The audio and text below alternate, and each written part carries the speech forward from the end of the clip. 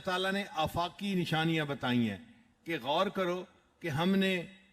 سورج اور چاند کو بنایا، نہ چاند سورج کو پکڑ سکتا ہے نہ سورج چاند کو پکڑ سکتا ہے، سب اپنے اپنے دائرے کے اندر گھوم رہے ہیں اور اللہ کی عبادت کر رہے ہیں۔ تو پتہ چلتا ہے کہ 1400 سال پہلے قرآن مجید نے دائرہ اور آربٹ جو ہے اس کا تصور پیش کر دیا تھا، جس کا کہ اس وقت کسی بندے کو وہم و گمان بھی نہیں ہو سکتا تھا۔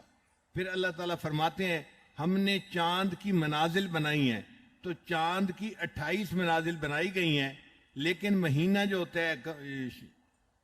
قمری اعتبار سے یا 29 کا ہوتا ہے یا 30 کا ہوتا ہے، 30 سے زیادہ کا نہیں ہو سکتا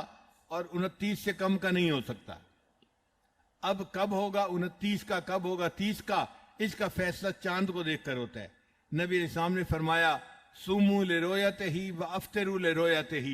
چاند دیکھو تم رمضان کے روزے رکھ لو اور چاند دیکھو تم عید اپنی کر لو، افطار کر لو۔ آج کل کی دنیا میں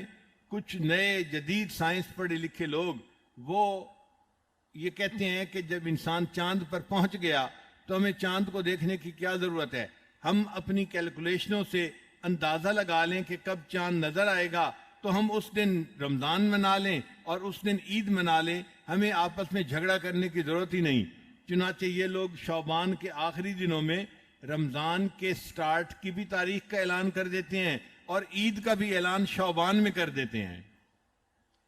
اس کی وجہ سے امت کے اندر پھر دو عیدیں ہوتی ہیں بہت ساری جگہوں پر، خاص طور پر مغربی ممالک میں 2 عیدیں ہوتی ہیں۔ ایک وہ لوگ ہوتے ہیں جو حساب کتاب کے ذریعے سے پہلے ہی فیصلہ کر لیتے ہیں، اور کچھ لوگ ہوتے ہیں جو دیکھ کر فیصلہ کرتے ہیں۔ ہمیں خود تجربہ ہوا تو ہم نے وہاں کے جو چاند کا ڈپارٹمنٹ تھا ان سے معلومات کی، پھر انہوں نے اپنے نیوی کا فون دیا، ہم نے اس سائنسدان سے باتیں کی جو پوری دنیا میں چاند کے بارے میں سب سے زیادہ انفارمیشن رکھتا ہے۔